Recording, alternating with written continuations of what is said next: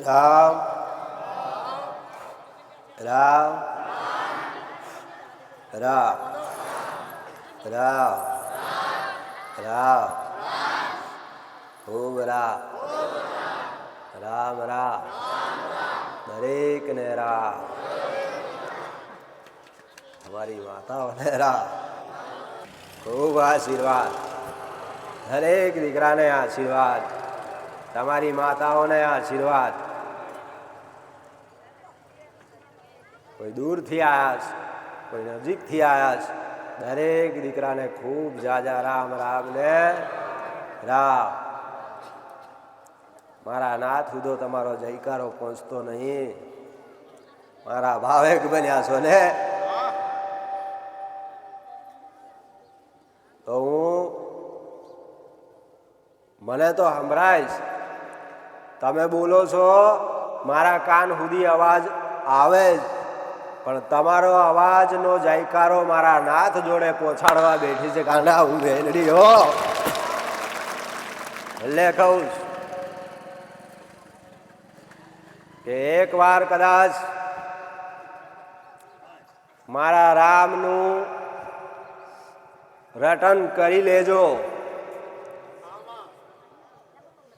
રામની ધૂંધમાં રટન કરી લેજો મારા નાથ રૂદો તમારો જયકારો પહોંચાડી દેજો સામે સૈતર આવે રાંધાઓ રામ દરેકને રામ હું બોલું એવી રીતે બોલજો કદાચ અત્યાર સુધી તમારા ડાબીના અવાજ ના પહોંચાયો હું મેલડી શિંગારને કીધી બેઠી જ ગાંડા મારા નાથ સુધી લઈ જાઉં તમારો ધબકારા હો ખૂબ રામ એક વાર દીકરા બોલજો બીજી વાર દીકરીઓ બોલજો પણ જોર કરીને બોલજો એટલે કદાચ સારે ખંજેળાના હાઈવા ગજવી દે એવી બેઠી છો અરે ગાંડા અત્યાર સુધી કદાચ અંદરના અંદર રામ રામી કરી હશે ને ખુલ્લા દિલથી બોલજે કે હે મારા નાથ તારા સુધી પુકાર પાડું આવી રીતે કદાચ જેણી જેણી વાતો તમને શીખવાડવા બેઠી તમારા વડવાની રેણી કેણી ઠેઠ સુધી પહોંચાડી આલું મેરડી બેઠી જ ગાંડા ભલે ખૂબ રામ છે તમારી માતાઓને રામ દરેક ધૂણવા વાળાને રામ તારી માતાને ખૂબ જાજા રામ દરેક દીકરીઓને રામ તમારી ચિકોતર રેવીને રામ તમારા કુળના દિવાલ મારા મેરડીના ખૂબ જાજા રામ રામ ને રામ દરેક હાચું ધૂણે જ હાચું દેવ ધૂણે જ કોઈ ખોટું નહીં કદાચ તમારી મજાક બહાર થઈ શકે પણ મારા મેરડીના સાનિધ્યમાં ના થવા દઉં ગાંડા મેરડી બેઠી જો ખૂબ રામ કદાચ તમારી માતાને દબાવતા નહીં ધૂણી લેજો મારા સાનિધ્યમાં બેઠા છે ને ચિંતા વગર ધૂણજો હું મેરડી બેઠી જો ખૂબ રામ એક વાર બોલવું પડશે ફરી વાર બોલવું પડશે કદાચ પેલા દીકરી બોલે પછી દીકરા બોલજો એક બાજુ દીકરીઓ બોલે બીજો અવાજ દીકરાનો કાઢજો પણ મારા નાથ સુધી તમારો જયકારો પહોંચાડવા બેઠી જો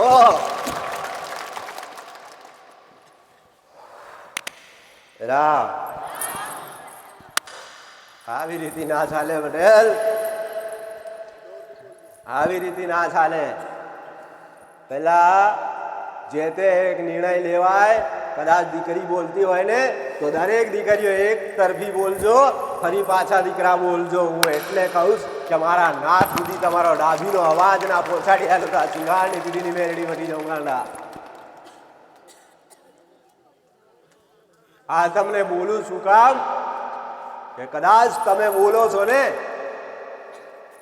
તો બાજુવાળાને થોડુંક સંભળાય અને બીજા ત્રીજા નંબર વાળો બેઠો હોય ને એના સુધી તમારો અવાજ ના જાય ને એટલે કહું કે એક હંગાત બોલો ને તો મારા નાથ સુધી પહોંચી જાય તમારી તાલી એક હાથથી નહીં પડે બે હાથ જોડવા પડે છે ને એટલે કહું રામ રામ રામ રામ રામ, દરેક ને રામ રામ રામ રામ રામ રામ રામ, દરેક દીકરાને રામ, તમારી માતાઓને રામ રામ રામ. આવી એકતા કરી પછી બોલાય, આવી એકતા કરી અને બોલાય. તેદાર તમારી ડાભી માતા અવાજ બધા ખુલી જાય, અંદર ના અંદર ના થાય ગાંડાઓ. ખૂબ આશીર્વાદ, ખૂબ રામ છે. નાના નાના દીકરાને રામ છે, દરેક દીકરાને રામ, દરેક કુવાસીને રામ, તમારી ઘરની માતાઓને રામ, તમારા ઘરની 76 માતાને ખૂબ જાજા રામ, ખૂબ આશીર્વાદ આલું છે. ખૂબ દયા આવે છે. મારા દુખિયારા કદાચ એક કરતા કરતા લાઈનો લાગી ગઈ. દરેક દુઃખી થઈને આવ્યા છો ને, દરેકના દુઃખનું સમાધાન બતાડી ગાંડા, ચિંતા ના કરીશો. વિશ્વાસ રાખ્યો છો તો વિશ્વાસ ટકાઈ રાખજો. જાઉં શિંગારની પીડીની ઉગતાની મેળડી બેઠી રામ, ખૂબ રામ કહો.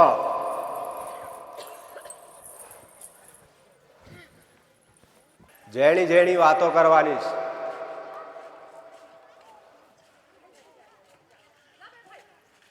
તમારી દુઃખ સુખ નહીં, વાતો કરવા બેઠી છે. અત્યાર સુધી દુઃખ બહુ પડ્યા છે, બહુ ભક્તિ લીધા છે. કઈક પીઢીઓ 20-20 વર્ષ સુધીથી દુઃખી થતી આવી છે ને, તો હું દરેકને એવું કહું કે 2 કલાક મારા જોડે બગડવા આવ્યા છો ને, તો બગાડી જાણજો ગાંડા, જગતમાં બગડવા નહીં દઉં, બગડવા નહીં દઉં. કદાચ આ સાંભળવાથી, આ વાતો કરવાથી તમારા દુઃખ મટી જતા હોય ને, તો તમારી માતાનો આભાર માનજો. હું છું પારકી માતા, કદાચ મને આટલી દયા આવે તો તમારી માતાને દયા નહીં આવતી હશે? આવે છે ને, તો કદાચ તમારી માતા રાજી થઈ હશે અને એને એવું લાગ્યું હશે કે સાચો ન્યાય કરવા વાળી શિંગારની પીઢીની ઉગતાની મેલડી બેઠી હશે ને, તો જા દીકરા 2 કલાક વગાડીને આવ, પછી હું તને ખંકેરીને ખોળે લઈ લઉં. તારી માતા બેઠી છે. રામ રામ, દરેક ને રામ. છલા તો દરેક આલે છે ને, પણ કદાચ એક શબ્દો બોલી હશે ને, આવતી પૂનમે તારી માતાના દર્શન ના કરાવું ગાંડા, મારું સત મારો નાથ લૂટી જાય.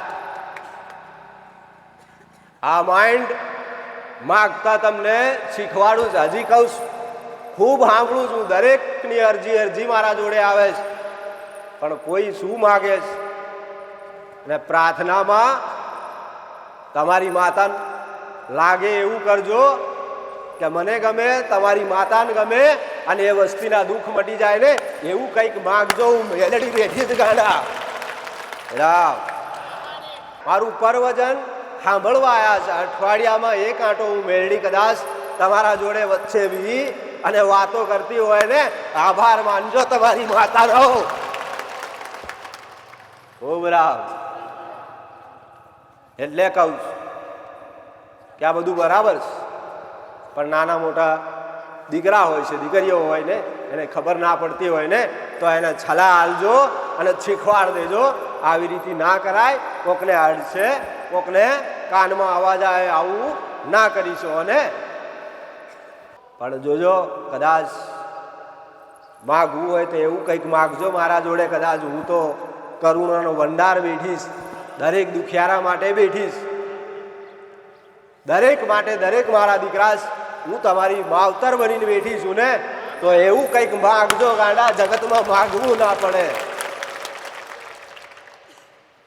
અરે ધન દોલત કશું નહીં, એનાથી કશું નહીં મળવાનું, પણ એવું કંઈક માગજો કે માં તને પ્રાર્થના કરું, તારા ચરણે આવ્યો છું, મારી માનું ભેટું કરાવી દે ને, તો જગતમાં દરેક ખોટ પૂરી કરી આલે. આવું કંઈક આલજે, તો હું મેરડી તમારી માતાનો છેડો જલાવીને ઊભી રહું ને તો ગાંડા હાથ પીડી તમારી તારી દે એવી તમારી માતા બેઠીશ. તમારા કુળનો દીવો બેઠો એની અંદર પૂરેપૂરું મારા જેટલું સત બેઠું છે. અત્યારે દરેક દીકરાની માતા આવે છે, દરેક દીકરીઓ ધૂણે છે. દરેક ધૂણવા વાળાને ખૂબ આશીર્વાદ. તમારી માતાને રામ રામ. ચોખ્ખું બોલે છે અને કદાચ ધૂણીને બોલે છે, પણ વસ્તી એનો ગણગાર નહીં કરતી, એનું સાંભળતી નહીં ને.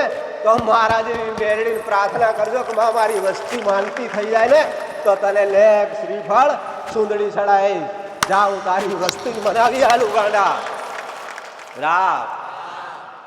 અત્યાર સુધી નહીં માની છે ને તો જાઉં મેરડી એવું કહું કે તારી વસ્તી એક દિવસ તારા ચરણમાં નાલ બેહાડું ને તો હું મેરડી નહીં ગાંડા.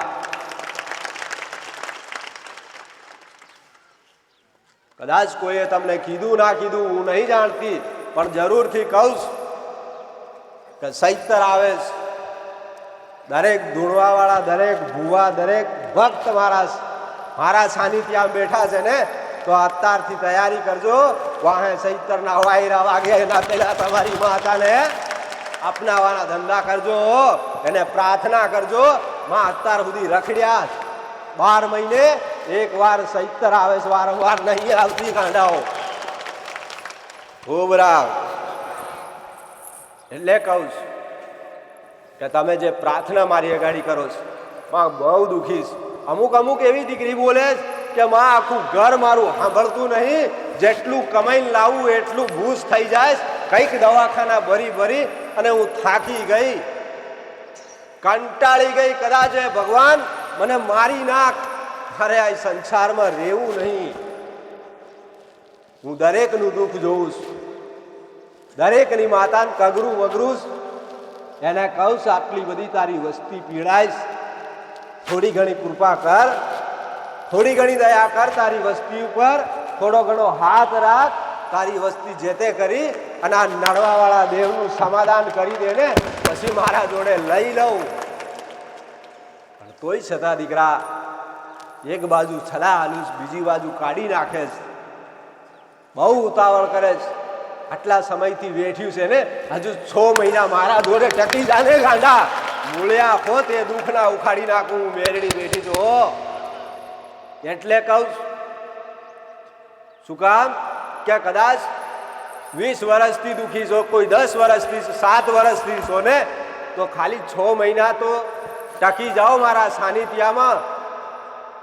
મારા ભાવેક બન્યા, મારા જોડે મામા કરીને આવ્યા છો ને, 6 મહિના કદાચ રાહ જોઈ લેજો. જાઓ તમારા દુઃખનો અંત ના લાયેલું ને તો આ શિંગારની પીડીની મેરડી બટી જાઉં ગાંડા. દરેક માતા દરેકનું સારું કરે છે. તમારા કુળનો દીવો તમારી ઉપર સારી નજર નાખે છે. કંઈક કરતા મારી વસ્તી સુખી થાય, કંઈક કરતા મારી વસ્તી મારા શરણમાં આવી જાય ને એને કોઈ જાતનું દુઃખ ના પડવા દઉં, એને કોઈ જાતની સમસ્યા ના આવવા દઉં. આમ બધી માતાઓ આવી ઈચ્છે છે. તમારી એટલી નીતિ નાની બાળ શિકોતર હશે ને એની ઈચ્છા એવી થાય. આજ જોતો ખરો મારી વસ્તી આટલી ઠેર ઠેર ધક્કા ખાય છે, ભૂવે મંદિર ભટકવા જાય છે ને કોઈ મેળ પડતો નહીં.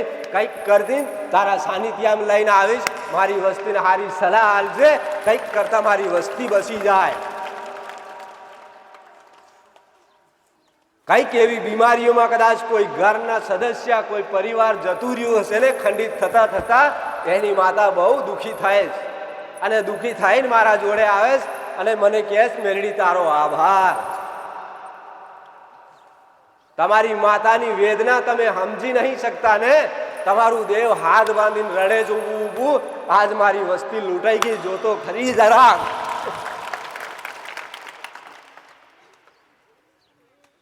અને કદાચ સમાજ છોડી દે, કુટુંબ છોડી દે, પરિવાર છોડી દે, પણ એની માતા ક્યારે નહીં છોડે ગાંડા.